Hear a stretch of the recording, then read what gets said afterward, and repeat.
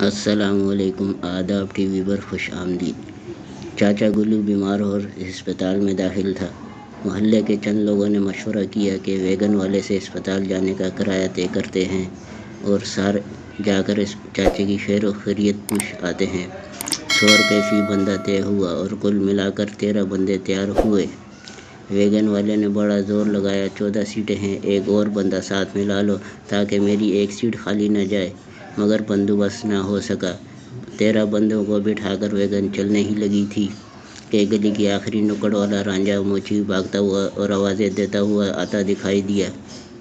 Vegan کے 13 مسافر کہنے لگے کہ ویگن بھگاؤ، اس منحوس کو ساتھ نہ لاؤ، یہ منحوس تمہارا بھی کوئی نقصان کروائے گا۔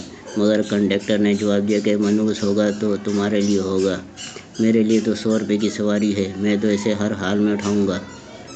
دیگر سواریوں کے پاس کوئی اور چارہ نہیں تھا۔ بادل ناخواستہ اپنے محلے ور کے غیر مرغوب شخص رانجھے کے پہنچنے کا انتظار کرنے لگے۔